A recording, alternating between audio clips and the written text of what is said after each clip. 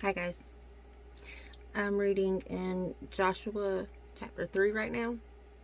And I'm going to start out in chapter 13. It's right when the children of Israel are about to cross the Jordan. I don't think people get the magnitude of this event.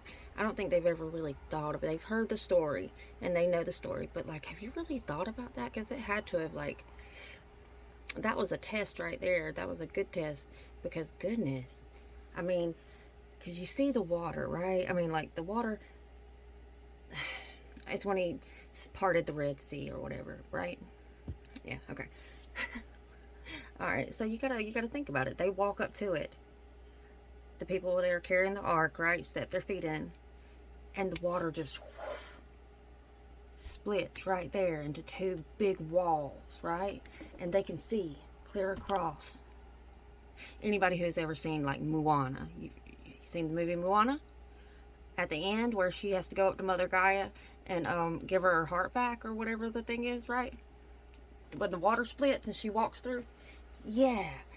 Imagine it like that. That's probably exactly what it was like.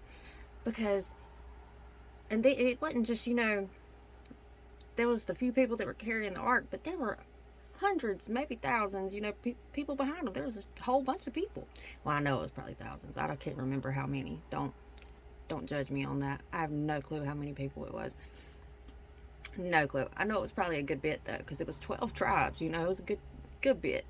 So, anyways, that means that it had to stand there for a minute, for everybody to cross. The Jordan's not small, I don't think. I have no clue to be honest with you. I have no idea, but they had to walk all the way across it. I bet that was terrifying. Terrifying. I'd have had a heart attack. That's a lot. That's a lot to do. Could you think about it like this?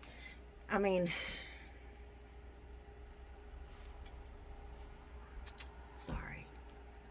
Something looked weird back there. I had to check it. Think about it like this.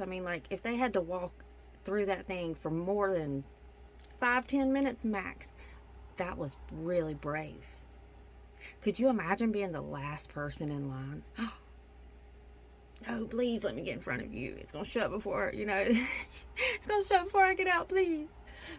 No, because that's a lot of faith right there, ain't it? That's crazy. Would you even, I don't know if, I would love to think that I would be like, of course I'm going. But dude, everything in me is just like, no, I think I'll stay right here. That don't, Because could you imagine? It's crazy to me. I just wanted to talk on that for a minute. Sorry. I'll get back to it. I'll get to it. Okay, so this is where it describes and talks about them going across it. Chapter 3, verse 13. And it shall come to pass, as soon as the soles of the feet of the priests that bear the ark of the Lord of all the earth, shall rest in the waters of the Jordan, that the waters of the Jordan shall be cut off from the waters that come down from above, and they shall stand upon a heap. And it came to pass, when the people removed their tents to pass over the Jordan, and the priests bearing the ark of the covenant before the people, and as they that bear the ark were come unto the Jordan, and the feet of the priests that bear the ark were dipped into the brim of the water. So they stepped into the edge of the sea, right? That the waters which came down from above stood and rose up in a heap very far from the city of Adam, that is beside Zaretan. I don't know how to say it. And those that came down towards the sea of the plain, even the salt sea, failed, and they were cut off, and were cut off. Sorry, guys. I'm struggling today. You see it. Blah, blah, blah. Yeah. Get over it. It'll be alright. Okay. It says that, and those that came down towards the sea of the plain, even the salt sea, failed, and they were cut off. And the people passed over right against Jericho. And the priests that bear the ark of the covenant of the Lord stood firm on dry ground in the midst of the Jordan. So they were standing on dry land in the middle of the Jordan. That's crazy. Until all the people were passed clean over.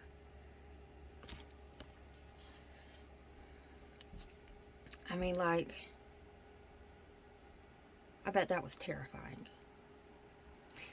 I mean, there's a lot of things in the Bible, though, that is terrifying. Like walking on water. Could you imagine being that person that got called out onto the water? Oh my goodness. And it says that when he was called out onto the water, it says that he was fine. He was fine. He was walking on water until he seen the wind. You cannot see the wind. His feelings got him. You cannot see the wind. You can only feel the wind. So a feeling. He was scared. He was terrified.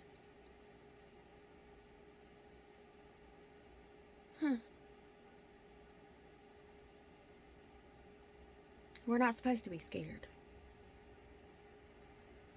God did not give us the spirit of fear or anxiety, confusion, and fear. All that comes from the devil. He didn't give us that. That's not for us.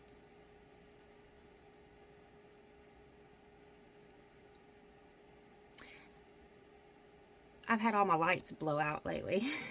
Like seriously, like one bulb just went bad, and it's a long bulb too, you know, it's a tube light. Because I'm down here in the basement, you know, I mean, like, there isn't really too much down here. It's just a whole bunch of stuff, because I have a whole bunch of stuff, and I like to have a long time.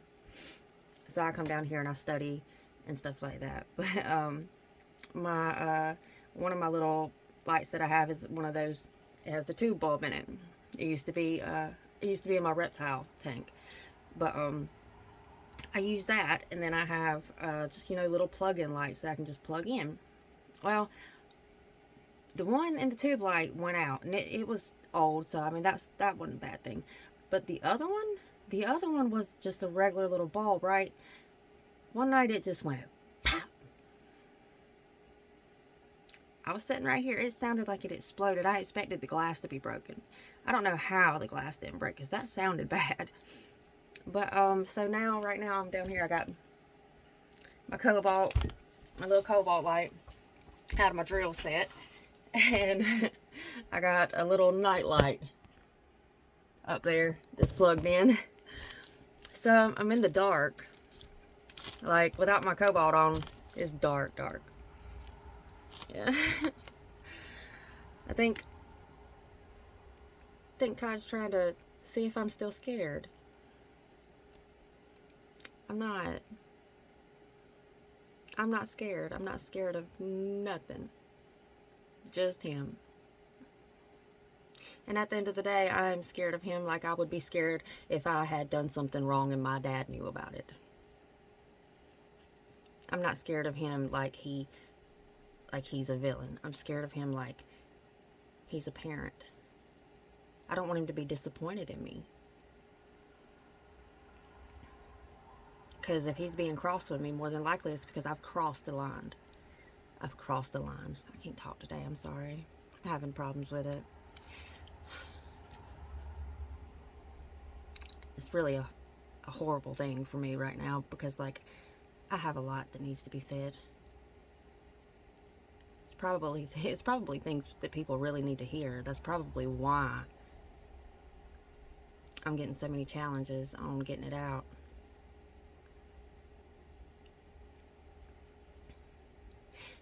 You know, the reason why good people suffer,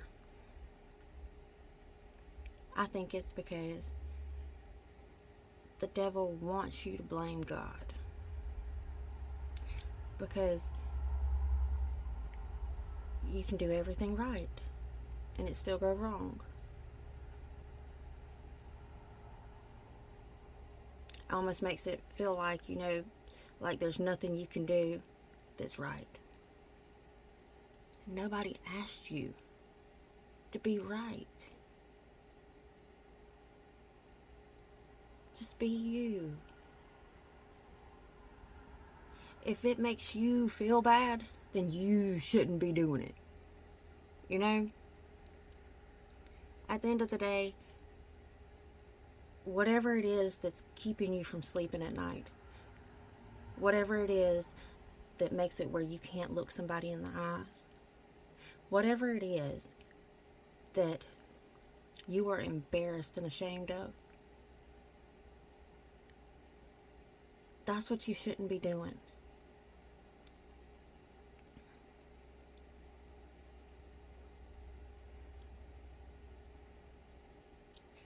When you stand naked in front of God, you're going to be bare. He can see everything. But your body is not there. So what is he looking at? He is looking at all of the things inside of you that make you who you are. Who are you as a person? If God forbid you passed, what would people tell your children when they found out? You know, have you ever seen a situation where, somebody's passed away and it's been a minute?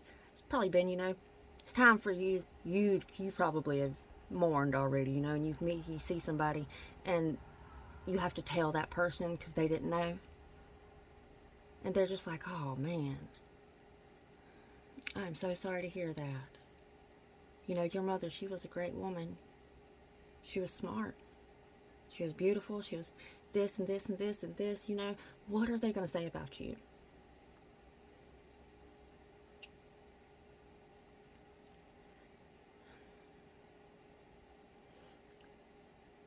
I want to be somebody that my kids feel good about hearing about, when I'm gone. I want for somebody to ask and they find out that I've been gone for a year maybe, and I want them to tell my kids things like, what, she was a really good lady. She always was there if I needed her. She was really sweet, smart,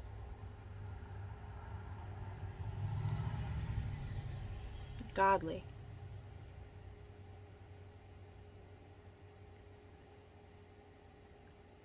One of a kind. I don't want my kids to have to live with the fact that I did all these things that I already had to live with the fact that I done. That is the curse. That is the only one. If you be a good person, you will just inherently make other people good. Be the good that you want to see in the world. That's what God is going to turn you into. He's going to sanctify you.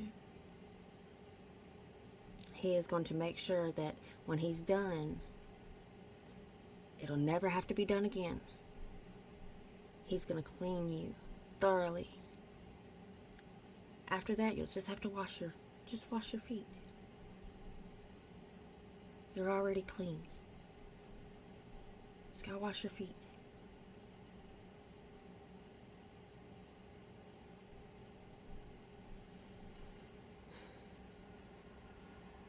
I have no clue. It's funny how this happens to me. This happens to me a lot too. It's just like I'll be on something and then it's just like, okay, I'm done. Makes me feel like it's kind of not me. Because if I was me, I'd know what I was talking about, wouldn't I? But no. That was 13 through 17 though. And I mean, I would I would love to say that I would have been through that and I would have made it to the other side, but I don't know if I would have.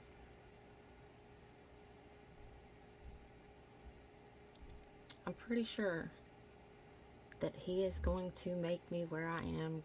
I'm confident in knowing that I would be good and I would go. So I might not know if I would today, but ask me tomorrow. That might change. Things seem to be changing fast in my life.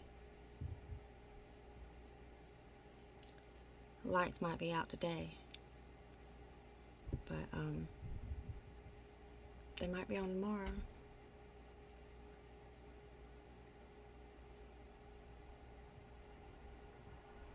It's only dark for a little while. Eventually, you'll poke your head out from underneath all that dirt and you'll realize that you were never buried. You were planted.